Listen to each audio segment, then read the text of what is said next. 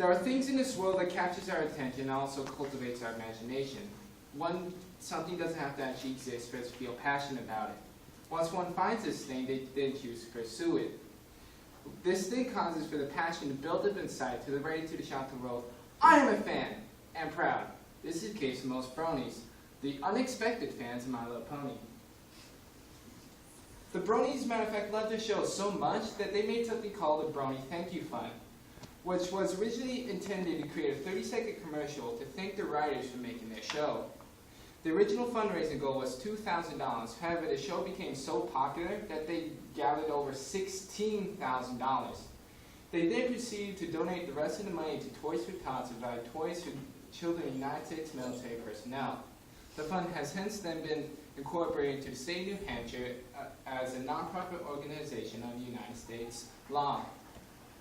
Despite this, people still bully and hate on bronies, so much so, for a specific instance, that a 11-year-old child named Michael Marones could have potential lifelong brain damage because he tried to commit suicide being bullied so much for being a brony.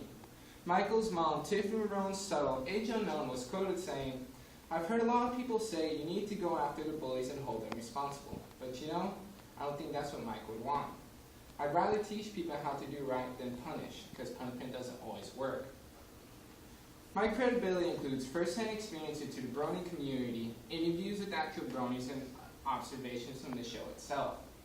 The brony fandom is huge and vast, encompassing multiple ages, races, and both genders. Matter of fact, the bronies are so big that according to an informal statistical survey, about 25% of the total U.S. population would consider themselves bronies. But now I think it's time to understand what all this pony hype is about. But first, we must know three things: the history of the show, what a brony actually is, and why this current generation show became so popular. Generation 1 began in 1983 and was just called My Little Pony.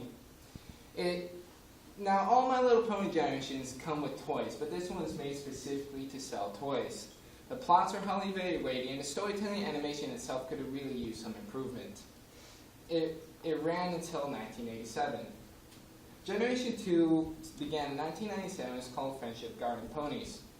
Now, this is the generation that started all the girly stereotypes. The series itself improved a little bit, but by animation and design-wise, but the storytelling left it lacking unless you were a 5-year-old female.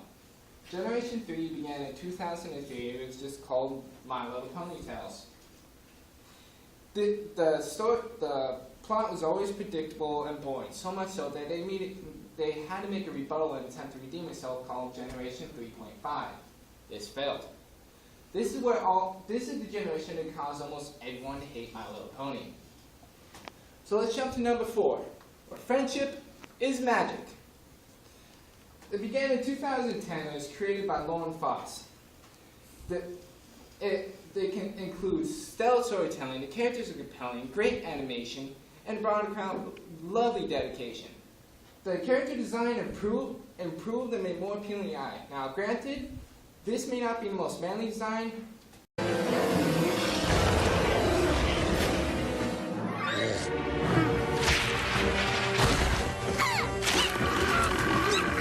Fluttershy?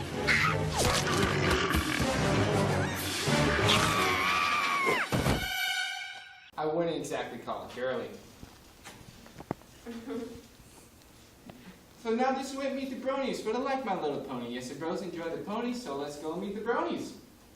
A brony, or a Pegasus if you're a girl, is a fan of the show My Little Pony Friendship is Magic that's outside the targeted age demographic.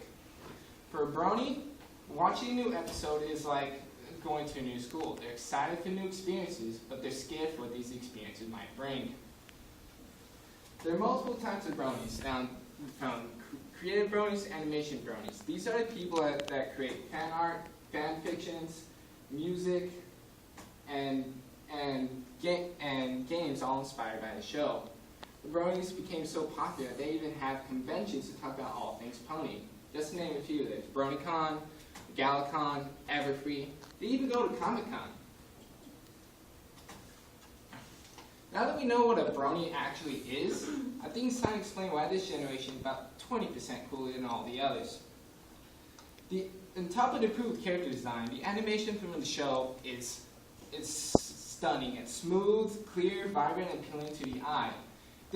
This show has some of the most unique instances in any show that I've seen before, as seen by the example previously.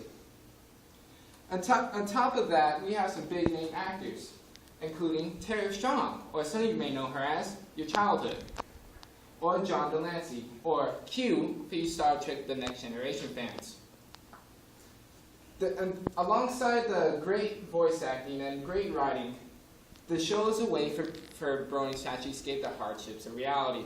According to Dr. Marsha Howes-Redden, who is a professor of methodology and research design, member of American Psychology Association, quote, "I think bronies are a reaction to U.S. being engrossed in terrorism for the past 10 years, living on edge the same way mine did through the Cold War.